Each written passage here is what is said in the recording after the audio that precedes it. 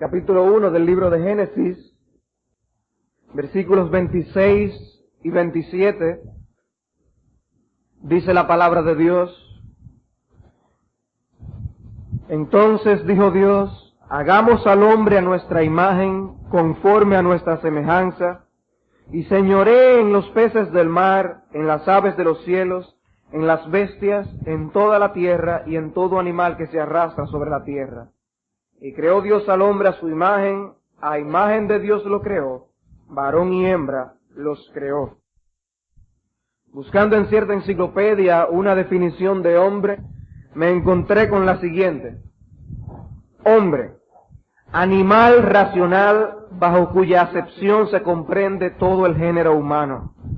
Esta definición, dicen ellos, la más simple y precisa, no logra dar sino una pálida idea de la compleja realidad de esta criatura, que reúne ciertos rasgos que no posee ningún otro ser del universo. Determinada la génesis del hombre, corresponde situarlo dentro del reino animal. El hombre pertenece al reino de los cordados. Dentro de los cordados se halla incluido en el subtipo de los vertebrados, que tienen columna vertebral articulada, y en la clase de los mamíferos. Dentro de estos mamíferos pertenece al orden de los primates, que también abarca las diversas variedades de monos y simios, etcétera, etcétera. De este concepto están llenos los libros, los museos, los documentales y todo centro superior de enseñanza. Nosotros hemos estado observando algunas lecciones importantes de los primeros capítulos de Génesis. La opinión de estos capítulos en cuanto al mundo y a sus habitantes es la que a nosotros nos importa. El domingo pasado veíamos que Génesis nos enseña que Dios es el Señor y soberano de su creación. Y en esta mañana empezábamos a considerar que Génesis también nos instruye con respecto al origen, la constitución y la identidad del hombre. Esta mañana estudiamos el origen y la constitución del hombre, como es presentado en Génesis 2:7, y en esta tarde pasaremos a considerar la identidad del hombre. A la pregunta, ¿qué es el hombre?, la Biblia designa su identidad como la imagen y la semejanza de Dios. En los versículos leídos del capítulo 1, versículos 26 y 27, se expresa esto claramente. Pero, ¿a qué se refiere la Escritura cuando dice que el hombre es la imagen de Dios? La terminología utilizada en las Escrituras para expresar esta idea transmite el concepto de réplica, parecido, representación.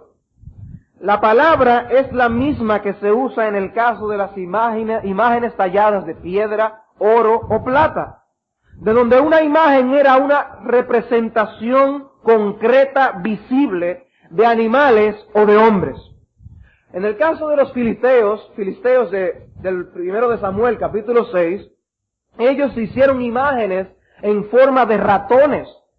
En otras palabras, ellos hicieron réplicas de ratones en oro. En resumen, el significado básico, primario de la palabra imagen o semejanza es la de una réplica, una representación visible, una copia, una analogía, una similitud. El utilizar los términos para unir dos personas o dos cosas, donde estamos hablando de que hay semejanza, hay imagen en dos cosas, estos términos inmediatamente traen a nuestra mente la idea de comparación. Comparamos un objeto con el otro, una persona con la otra. Cuando hay rasgos distintivos similares entre los dos, allí hay semejanza e imagen. El uso de los dos términos no expresa dos ideas distintas. Los términos utilizados en el capítulo 1, versículo 26. Conforme a nuestra imagen, a nuestra semejanza, imagen y semejanza, no son dos términos distintos en su significado o su acepción utilizados aquí en Génesis, capítulo 1. Vayamos a Génesis 5, donde se utilizan estos dos términos, y vemos que son intercambiables. En Génesis capítulo 5, versículo 1, dice: Este es el libro de las generaciones de Adán. El día en que creó Dios al hombre, a semejanza de Dios lo hizo. Varón y hembra los creó y los bendijo y llamó el nombre de ellos Adán el día en que fueron creados. Y dice el versículo 3: Y vivió Adán 130 años y engendró un hijo a su semejanza, conforme a su imagen, y llamó su nombre Set. En el Génesis capítulo 1 habla conforme a su semejanza, a su imagen, y aquí utiliza los términos en un sentido contrario. A su semejanza, conforme a su imagen. Lo que expresa que tienen la misma idea, tienen la misma connotación.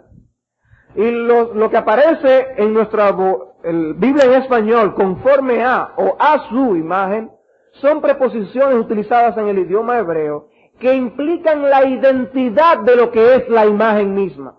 Habla de identidad, y lo que nos llevaría a traducir el texto de la siguiente manera: hagamos al hombre nuestra imagen, hagamos que el hombre sea nuestra semejanza. Lo que está siendo comparado viene a definirse, a identificarse como la imagen, como la semejanza. El hombre es la semejanza de Dios, el hombre es la imagen de Dios. Y esto se confirma en el uso que se da en el Nuevo Testamento.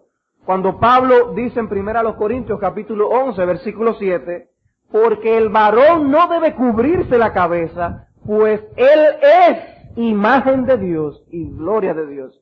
Él es, no posee la imagen de Dios, no tiene en parte la imagen de Dios, sino que él mismo es la semejanza y la imagen de Dios. Él es la representación de Dios.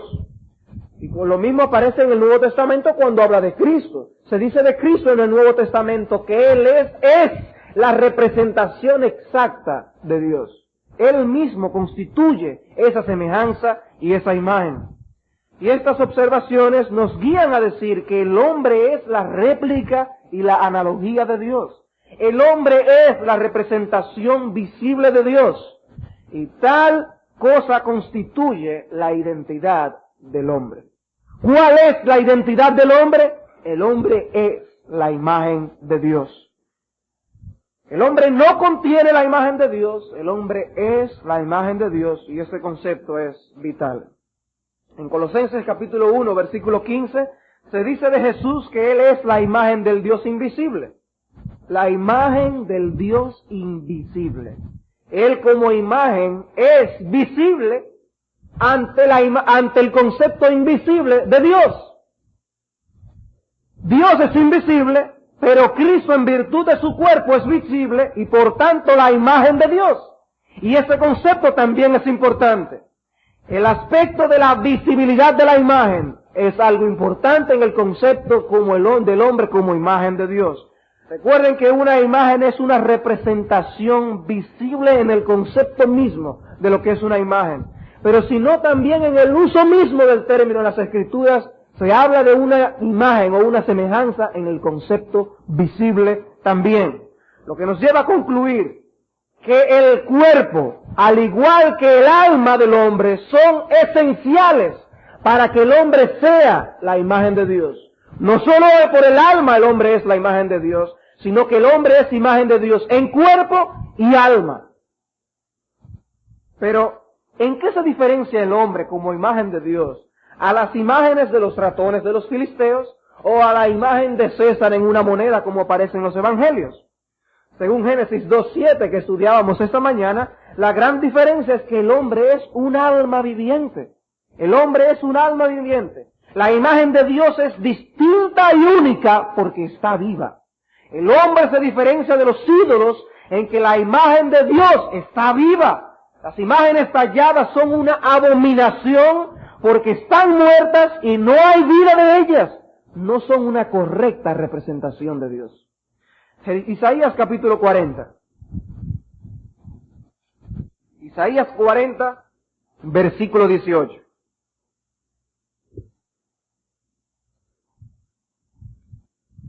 El Señor hace una pregunta.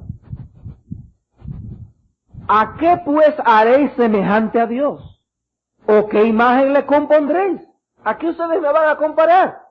El artífice prepara la imagen de talla, el platero le extiende el oro y le funde cadenas de plata. El pobre escoge para ofrecerle madera que no se apolille. Se busca un maestro sabio que le haga una imagen de talla que no se mueva. ¿No sabéis? ¿No habéis oído? ¿Nunca os lo han dicho desde el principio? ¿No habéis sido enseñados desde que la tierra se fundó? Él está sentado sobre el círculo de la tierra, cuyos moradores son como langostas. Él extiende los cielos como una cortina, los despliega como una tienda para morar. Él convierte en nada a los poderosos y a los que gobiernan la tierra hace como cosa vana. Como si nunca hubieran sido plantados, como si nunca hubieran sido sembrados, como si nunca su tronco hubiera tenido raíz en la tierra. Tan pronto como soplan ellos se secan y el torbellino los lleva como hojarasca. ¿A qué pues me haréis semejantes o me compararéis?, dice el santo. Si yo soy el que hago todo esto, ¿cómo me van a comparar con una imagen de talla? Es una representación incorrecta. Y en el capítulo 44, versículo 9,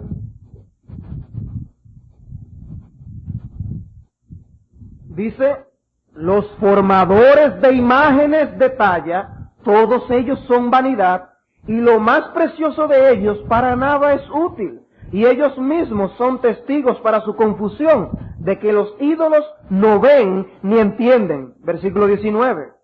No discurre para consigo, no tiene sentido ni entendimiento para decir: parte de esto quemé en el fuego y sobre sus brasas comí pan, asé carne y la comí. ¿Haré del resto de él una abominación?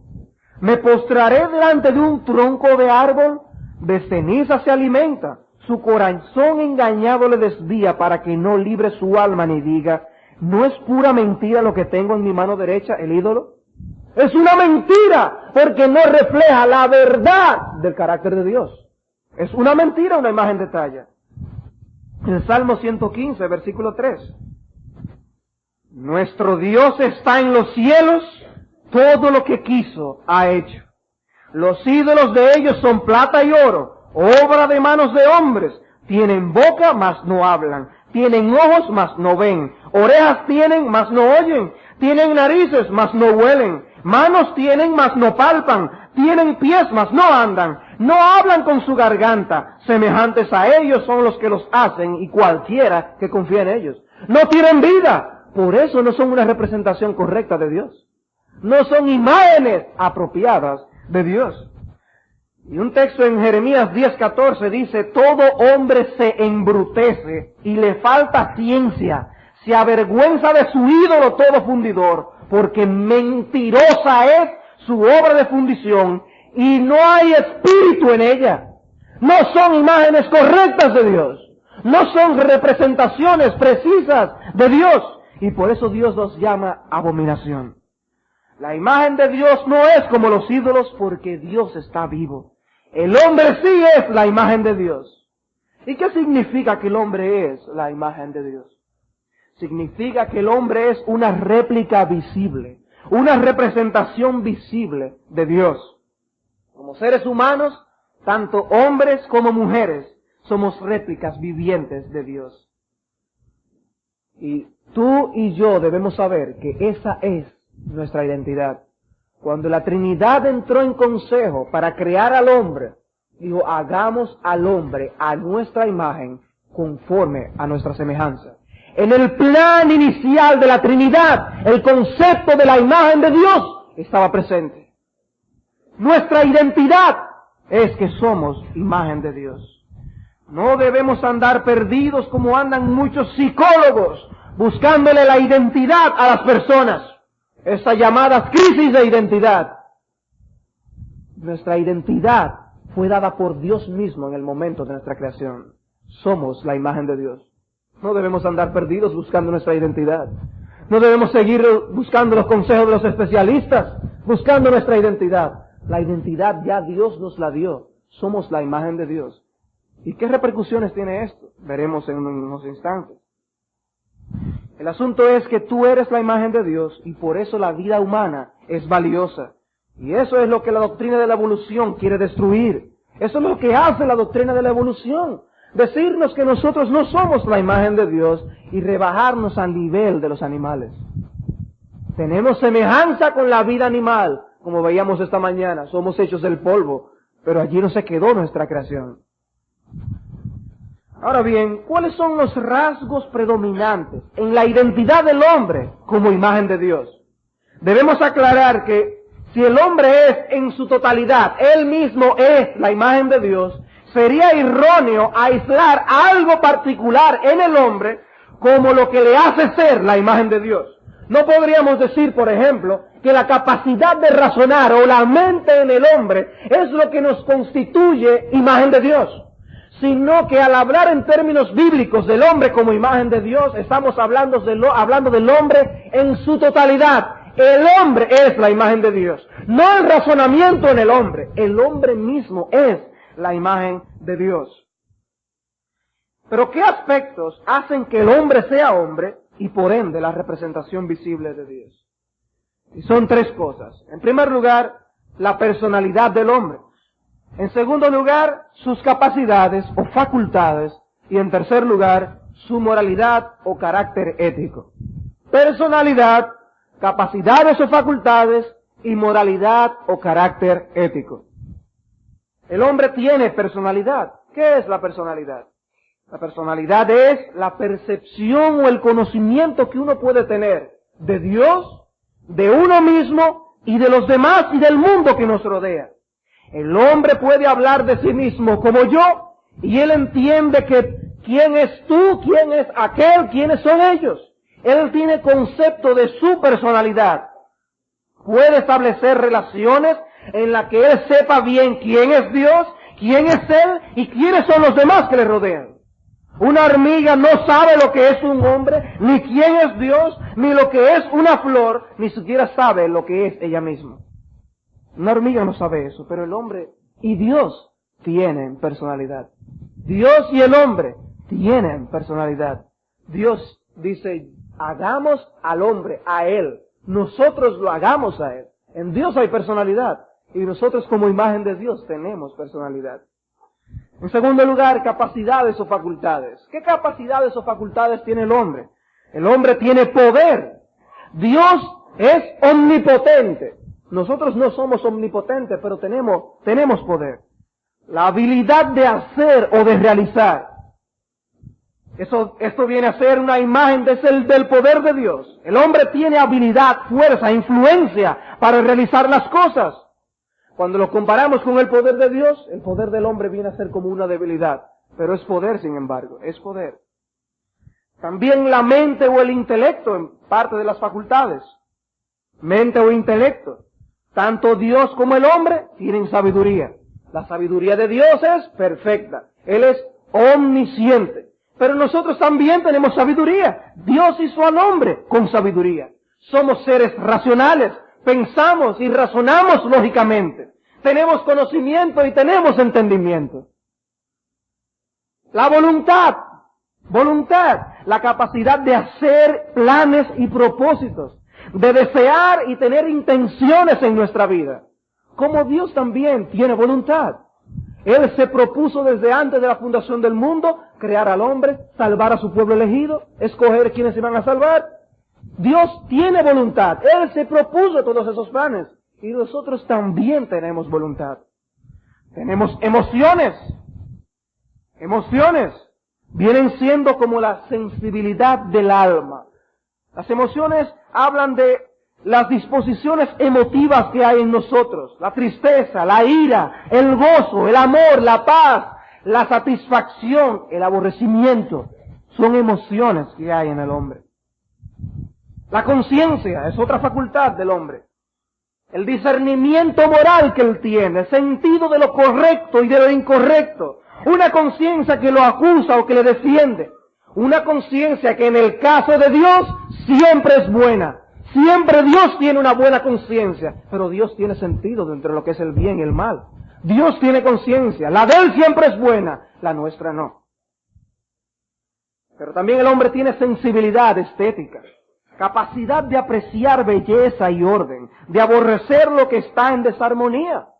Por más que hagan anuncios en la televisión de que las ardillas tienen sus casas organizadas con productos Robert Made, eso no es así.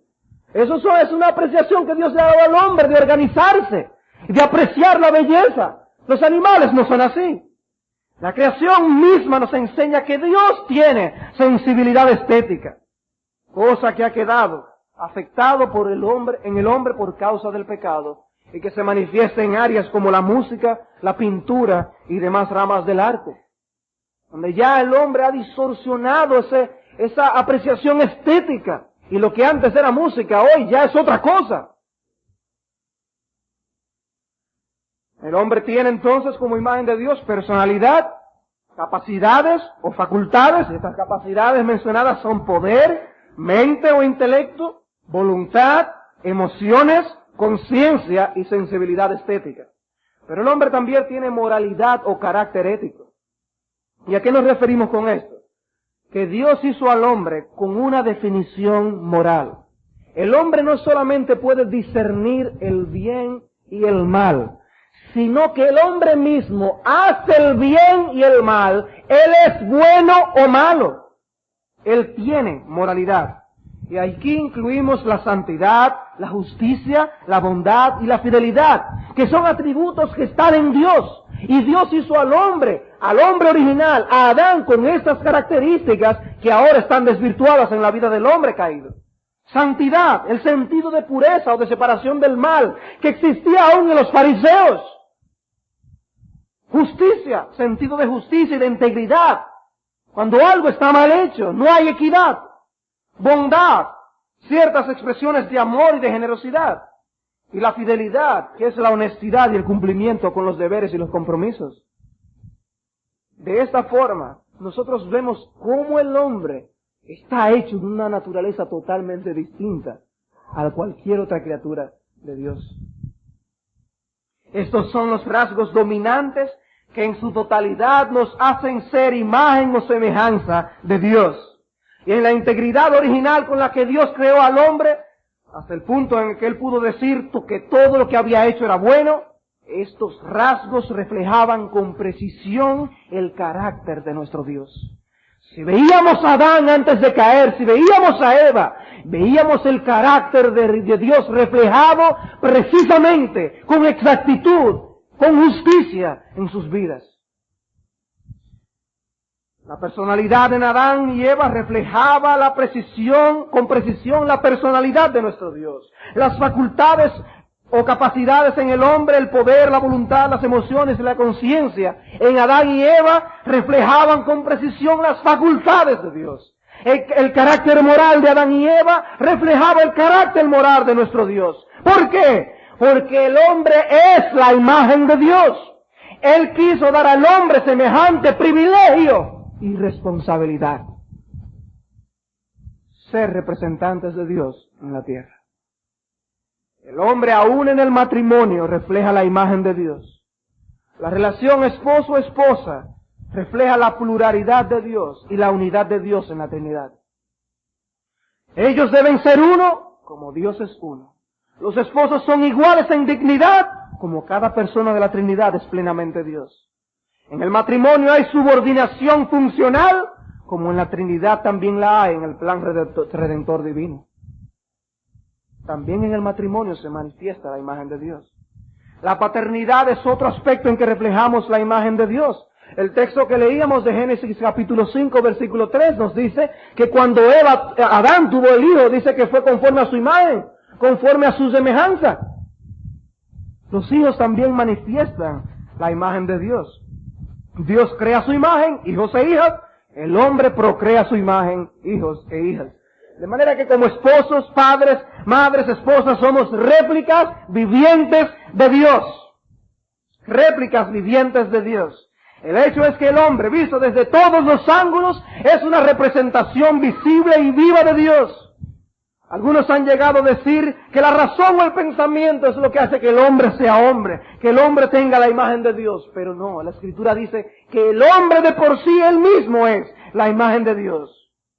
Pero al tratar este asunto de la imagen de Dios en el hombre, tenemos que incluir un elemento que nos arroje luz sobre el tema. Y es el concerniente a la precisión de esa imagen en el hombre. Podemos leer los primeros 2 capítulos de Génesis y quedarnos extasiados en el hombre como originalmente fue creado por Dios. Ver a Adán y Eva reflejando el carácter de Dios a la perfección. Ver cómo se manifestaba cuando Dios decía todo lo que él había hecho era bueno en gran manera. Ver eso y después contemplar lo que es el mundo en el día de hoy, nos dice, algo ha pasado. Necesitamos entonces integrar un elemento para poder analizar esto de la imagen de Dios en el hombre. Y es el concepto de la precisión de la imagen de Dios en el hombre. ¿Con qué precisión? El hombre es ahora mismo la imagen de Dios. Si esa imagen es precisa, entonces el hombre es justo. Si esta imagen es imprecisa, el hombre es impío. Impío. La precisión es un asunto moral. Al igual que es inmoral hacer una réplica ilegal del dinero, y por eso toman a los falsificadores presos, no es ético ni moral presentar un boceto erróneo de Dios. No es suficiente decir simplemente que el hombre es una réplica viva de Dios, sino que debemos saber qué tipo de réplica es el hombre ahora mismo. Cuando el hombre fue creado, el hombre era en todo sentido una réplica precisa de Dios, visto desde cualquier ángulo. El hombre era una representación adecuada de Dios en la tierra. El retrato de Dios en la tierra. Y Dios pudo decir, es bueno en gran manera lo que yo he hecho. Pero la historia de la identidad del hombre no terminó allí. La historia humana tomó un trágico curso. Y el pecado le desfiguró horriblemente. ¿Qué tanto influyó la caída en el pecado, la dimensión ética y moral de la imagen de Dios en el hombre? ¿Qué tanto afectó la caída en el pecado el hecho de que el hombre es la imagen de Dios? Si leemos Génesis capítulo 9, versículo 6, notamos que la vida del hombre todavía es sagrada. Y la razón que da en Génesis 9:6 es porque el hombre todavía, después ya de la caída, después del diluvio, el hombre seguía siendo imagen de Dios. El hombre seguía siendo imagen de Dios. La caída no cambió el hecho de que el hombre está hecho a la semejanza de Dios. El hombre seguía teniendo cuerpo y alma, seguía teniendo mente, emociones, conciencia, poder, voluntad y carácter moral. ¿Qué fue lo que cambió entonces? Las consecuencias de la caída ahora impedirían que el hombre desplegara en todo su potencial la imagen de Dios. La caída impedía que el hombre reflejara en todo su potencial la imagen de Dios. Entraban las enfermedades, entraban las calamidades, aún su cuerpo moriría y peor aún su alma ya no era justa, sino impía. La representación visible que hacía de Dios quedó inmediatamente distorsionada y el hombre vino a ser una representación imprecisa de Dios. Y la identidad misma del hombre quedó marcada por la caída. Por eso el hombre es ahora un ser caído. Su semejanza de Dios quedó desfigurada y pervertida. Todavía tiene personalidad y facultad, pero ahora toda área de su vida está marcada con el pecado. Depravación total. Depravación total. No importa desde qué ángulo miremos al hombre, él es pecador. Todo en él no representa correctamente a nuestro Dios. El hombre es ahora una mala representación visible de Dios. Entonces, si nosotros preguntamos, ¿es el hombre ahora la imagen de Dios? ¿Es el hombre ahora la imagen de Dios? Planteada la pregunta de esta forma, tendríamos que contestar sí y no. Sí, porque leemos en Génesis 9:6 que todavía se sigue llamando al hombre imagen de Dios. Pero no en el sentido de que no es una representación adecuada de Dios. No es. Tenemos que formular la pregunta de otra forma. La pregunta la haremos de la siguiente manera. ¿Es el hombre caído una representación precisa y adecuada de Dios? Y la respuesta es entonces absolutamente no. El hombre no es una representación adecuada y precisa de Dios. El hombre vive ahora en una anomalía a la creación original de Dios. Dios, el Creador, pretendía que el hombre fuera una réplica visible y adecuada suya. Pero el hombre ya no lo es. El hombre continúa teniendo dignidad. Por eso no podemos asesinar. Por eso no debemos murmurar del prójimo. Pero ahora esa dignidad está mezclada con depravación. Y si no hacemos esa distinción, estamos cometiendo un gran problema teológico. Si no conservamos la dignidad del hombre y la depravación del hombre, por algún lado estaríamos confundiendo la teología divina. Estaríamos enseñando por un lado, negando que la imagen de Dios no está en el hombre, si decimos que el hombre no tiene dignidad. Y estaríamos negando la caída del hombre si negamos que en el hombre no hay depravación. Tenemos que mantener estos dos conceptos, asirnos de ellos. Pero como quiera, la dignidad del hombre la conserva el hombre. Pero qué bueno es que la historia tampoco termina ahí. Qué bueno es que la historia no termina ahí. La historia del hombre no consiste solamente en que Dios lo creó originalmente una imagen adecuada y precisa de Dios. La historia no termina cuando se dice que el hombre cayó de ser un representante adecuado de Dios, sino que la historia continúa. Y tenemos que buscar dos textos en el Nuevo Testamento. El primero está en Efesios capítulo 4, versículo 22 al 24. Versículos 22 al 24. Traduciendo literalmente esta porción, diríamos: en cuanto a la pasada manera de vivir, os habéis despojado del viejo hombre que está viciado conforme a los deseos engañosos, y renovados en el espíritu de vuestra mente, y habéis sido vestidos del nuevo hombre, creados según Dios, en la justicia y santidad de la verdad. De acuerdo a este texto, Dios no solo creó a Adán, el hombre original, sino que también creó al nuevo hombre. Y también se nos dice que fue creado según Dios. La Escritura distingue entre la creación original del hombre, que veíamos esta mañana, según hallamos en Génesis 1 y 2, y la creación del nuevo hombre, también modelado según Dios. El nuevo hombre es como el hombre original, la imagen de Dios. Las dos son acciones creadoras de Dios. Lo que acontece en Génesis 1 y lo que acontece aquí narrado en Efesios capítulo 4, versículo 24. Dios hace dos creaciones. La primera creación, la creación original, pero cada vez que un alma se convierte al Señor Jesucristo, ahí hay una recreación, y dice que lo hace a su imagen, según Dios. Colosenses capítulo 3. Colosenses capítulo 3, versículo 9. Dice el texto: no mintáis los unos a los otros, habiéndoos despojado del viejo hombre con sus hechos y revestido del nuevo, el cual conforme a la imagen del que lo creó se va renovando hasta el conocimiento pleno. Y este nuevo hombre está en el presente, dice el texto, siendo renovado constantemente hasta el conocimiento pleno. Y se dice que este nuevo hombre está hecho a la imagen de Dios, es una creación de Dios también. No solamente hay una creación, sino que la Biblia habla de una recreación también. Una recreación espiritual. Vemos en estos dos textos la distinción que establece la Escritura entre dos creaciones. Por la primera creación, somos la imagen de Dios en Adán por concepción. Por la recreación, los cristianos son la imagen de Dios en Cristo, el segundo Adán, por conversión. Y en esto vemos la importancia que Dios le da a la identidad del hombre como imagen suya.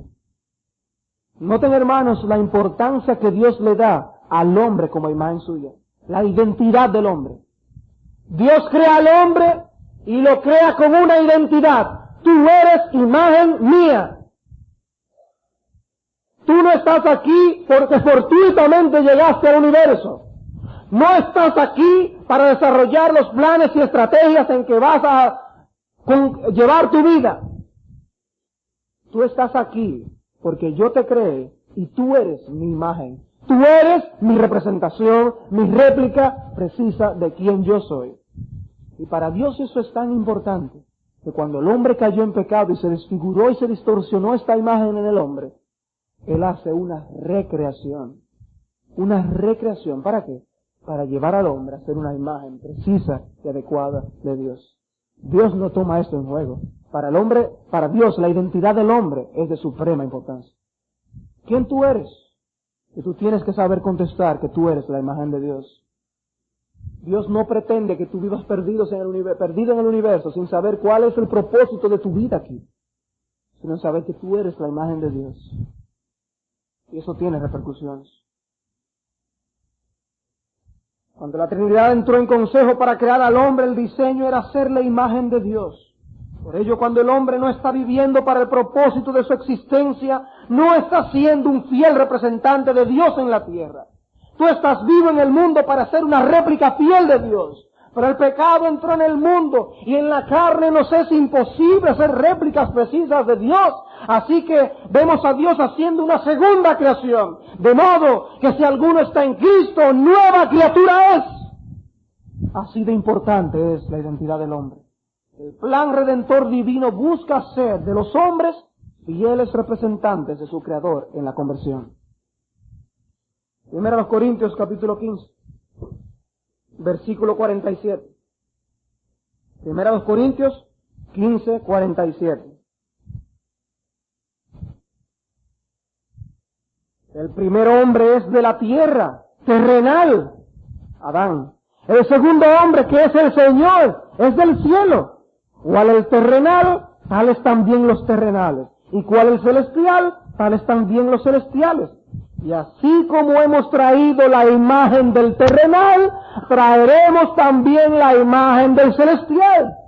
Vemos una distinción. Esta distinción entre las dos creaciones, los dos Adanes, las dos humanidades, hechas según la imagen de Dios, es esencial para tener una forma de pensar correcta sobre quiénes somos. En Adán el hombre es hecho imagen de Dios en cuerpo y alma. En Cristo el hombre es hecho imagen de Dios en dos etapas. En la conversión tenemos la transformación del alma y en la glorificación tenemos la transformación del cuerpo. Pero ¿cuál es el resultado en la conversión? El hombre viene a ser una representación precisa y visible de Dios. El hombre pasa de ser una mala representación en Adán a ser una fiel representación de Dios en Cristo. Él cambia definitiva y progresivamente. Definitivamente porque cuando Dios hace una obra de transformación, ahí ya hay la imagen de Dios en el hombre, precisamente representada. Pero progresiva porque vamos santificándonos cada día, según nos enseñan las Escrituras. Ya en Cristo, nuestra representación puede quedar limitada, pero es fiel y precisa. Por ejemplo, Pablo no se casó, y dice la Escritura que fue por causa del reino de Dios. Y eso quizás no permitía que se viera a través de su vida la pluralidad de Dios. Pero eso no quería decir que Pablo no era una representación precisa y exacta de Dios. Hoy podemos tener muchas limitaciones aún hasta en nuestros mismos cuerpos, en nuestras facultades y capacidades. Pero como quieras, si tú estás en Cristo, tú eres un representante de Dios en la tierra. En resumen, ¿qué debes tratar de retener sobre esta enseñanza sobre la identidad del hombre? ¿Qué debes tratar de retener sobre esta enseñanza sobre la identidad del hombre? Por lo menos debes poder afirmar que la identidad del hombre consiste en que él es la imagen de Dios. Que como tal el hombre es el representante visible y viviente de Dios en la tierra. Antes de la caída era una réplica precisa y adecuada. Después de la caída no es una réplica adecuada de Dios. El hombre sigue siendo imagen de Dios, ya que retiene los rasgos distintivos que hace que el hombre sea hombre, pero no es un fiel representante del carácter moral de Dios. Y debes retener también que para Dios es tan importante la identidad del hombre como imagen suya, que envió a su Hijo Jesucristo para en él crear a sus elegidos conforme a su semejanza. Esos principios debes retener. La pregunta que nos toca responder ahora es: ¿qué relevancia tiene la doctrina de la identidad del hombre, según nos enseña Génesis, capítulo 1, versículos 26 y 27? ¿Qué relevancia tiene esta doctrina?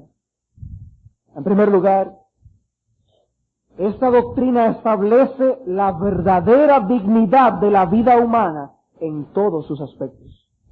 Esta doctrina establece la verdadera dignidad de la vida humana en todos sus aspectos. La forma como Dios creó al hombre en su estado original está revestida de toda dignidad. Aquello que hayamos adquirido después en virtud del pecado puede estar desprovista de ello, pero no así con la creación original. Y habiendo visto que el hombre mantiene los rasgos distintivos que le hacen seguir siendo la imagen de Dios, Él tiene poder, Él tiene mente, Él tiene voluntad, Él tiene conciencia. Reteniendo el hombre todos esos elementos, entonces podemos decir que el hombre tiene dignidad. Génesis capítulo 9, versículo 6 que citábamos anteriormente. Génesis 9, 6.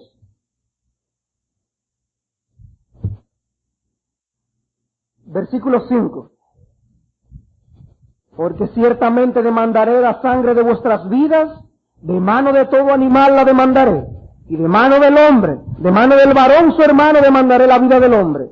El que derramare sangre de hombre, por el hombre su sangre será derramada, porque a imagen de Dios es hecho el hombre. Y desde aquí, desde estos principios, Dios está estableciendo la pena de muerte, la pena capital contra los que actúen en contra de la vida humana, por el valor, por su dignidad. Los activistas en favor de los derechos de los animales quieren llamar a los hombres que matan a los animales asesinos, haciéndoles y decir que es lo mismo matar a un hombre que matar a un animal. Pero no es lo mismo. La muerte de un hombre no es la muerte de un animal, es la muerte de un ser creado a la imagen de Dios. La muerte de toda víctima inocente clava desde la tierra, al igual que la sangre de Abel lo hacía en aquel entonces cuando Caín lo mató. Y si en vida no hay justicia, que es la pena de muerte, en el día del juicio Dios tomará la justicia en sus manos, porque Dios escuchará la voz de la sangre de esas víctimas hasta juzgar a sus asesinos. Porque a la imagen de Dios está hecho el hombre.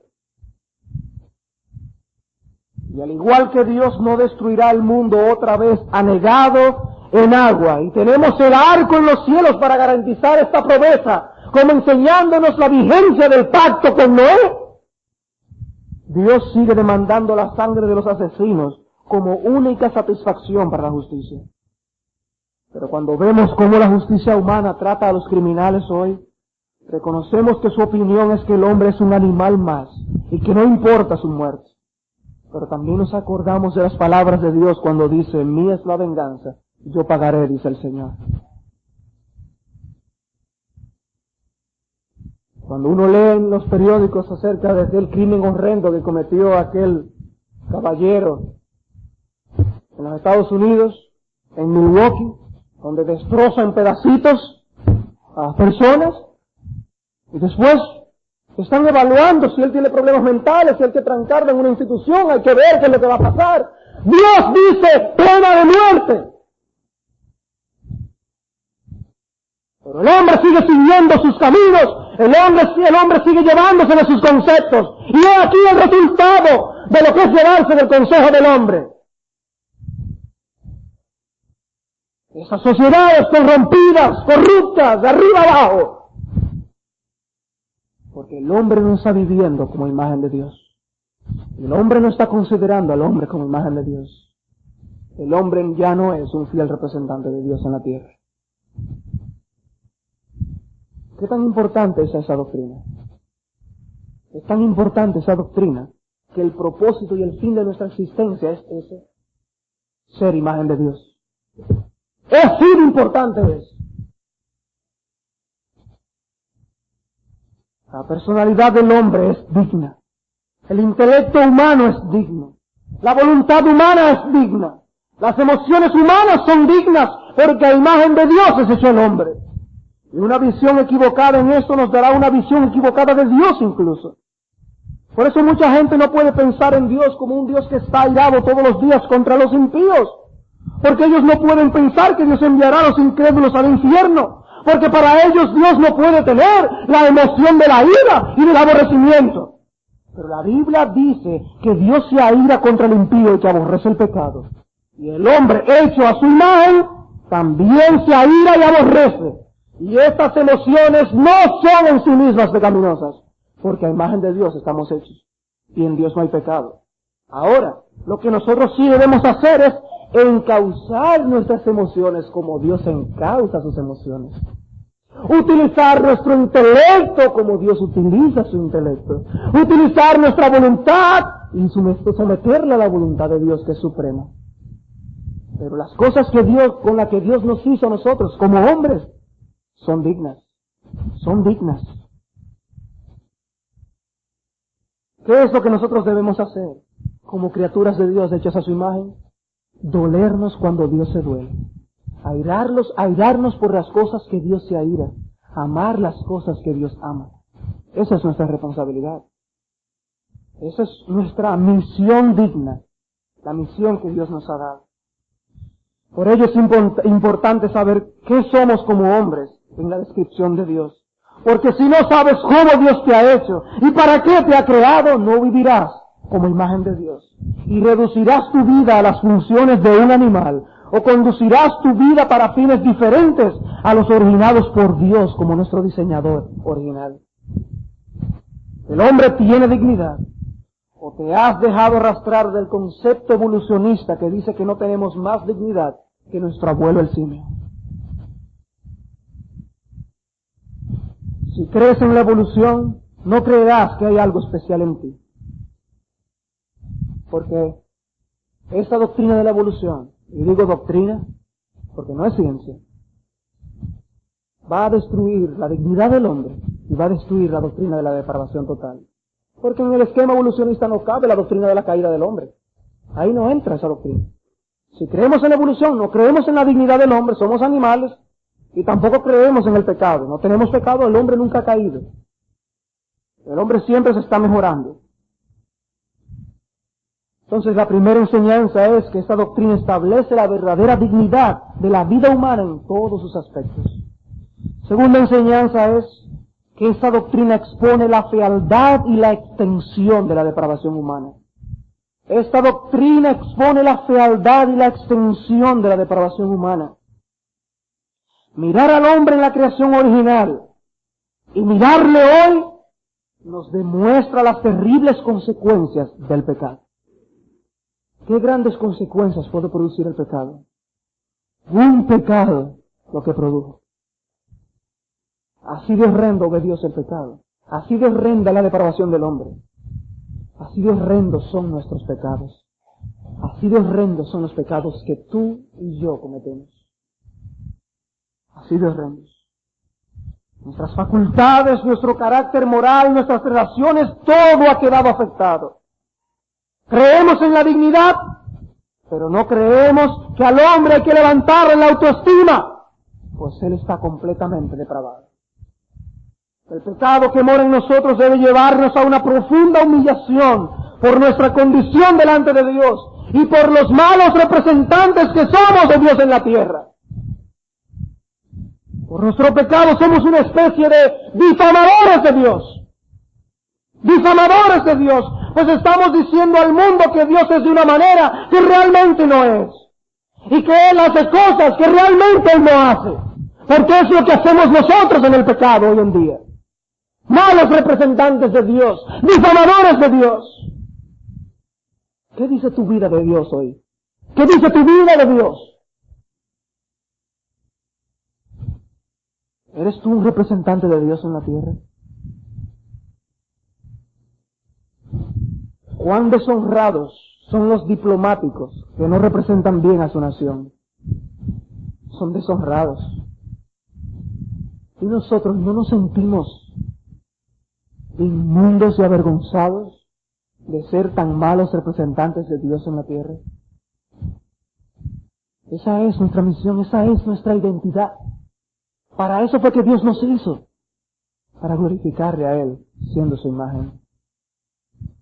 Qué terribles consecuencias ha producido el pecado en nosotros, qué terrible.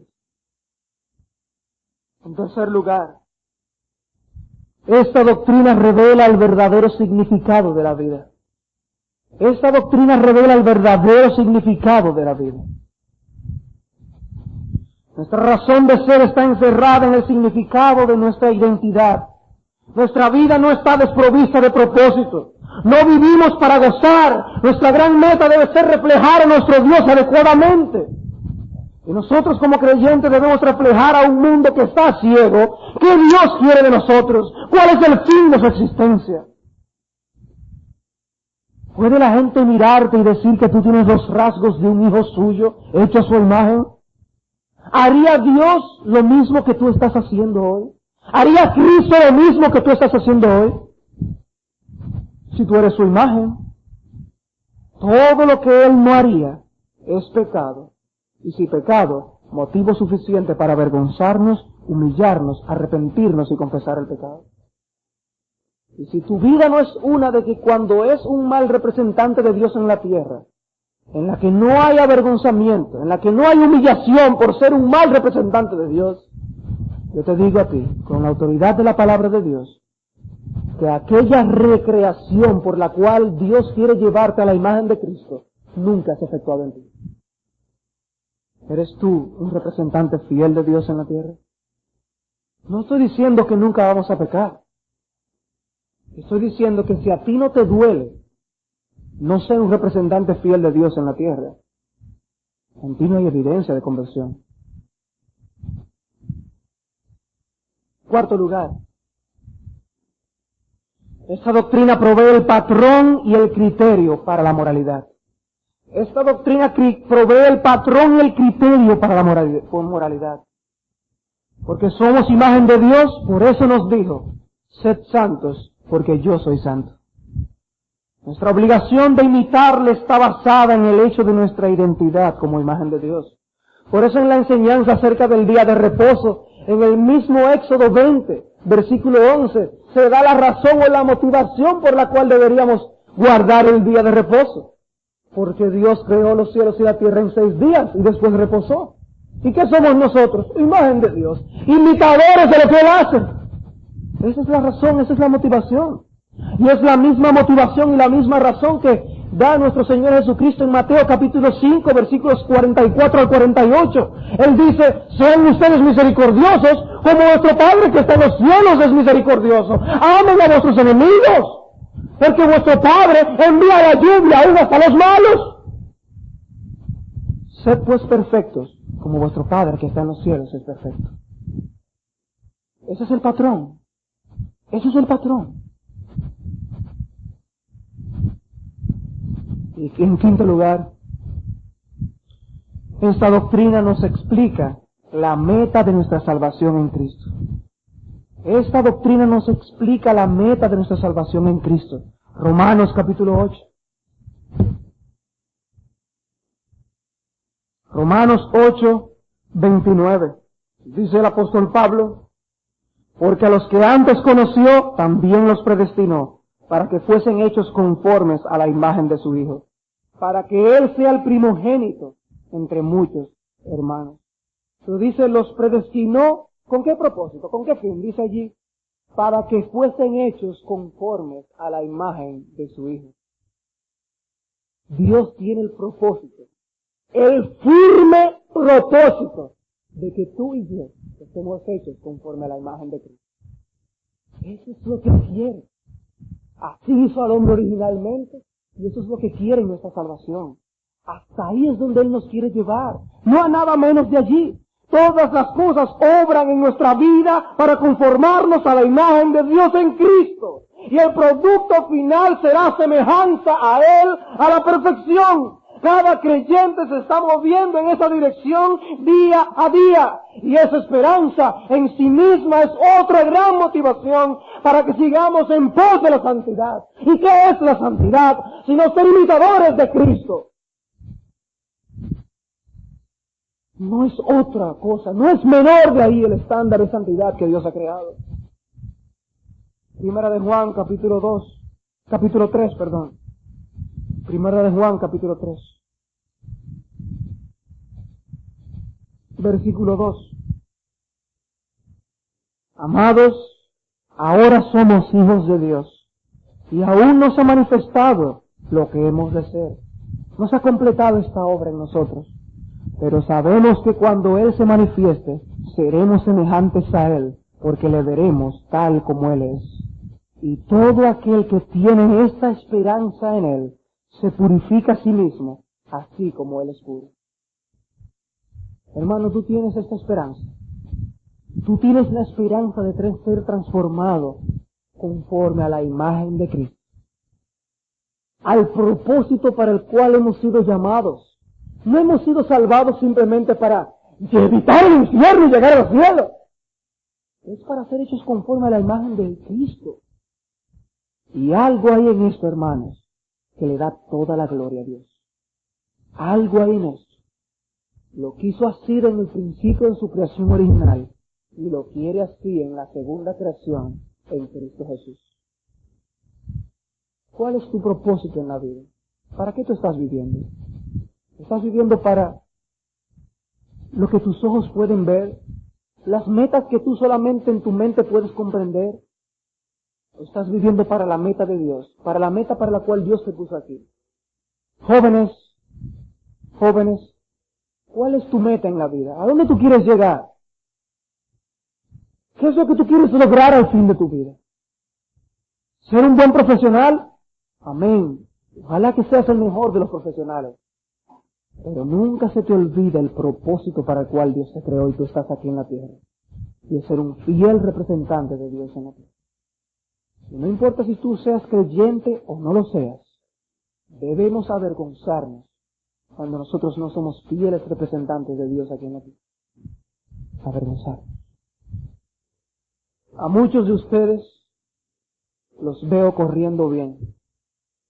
Los veo corriendo bien, viviendo evidentemente para la meta a la que Dios nos ha llamado. A otros los llamo a una seria evaluación de la dirección en la que están llevando sus vidas. Porque este es el todo del hombre.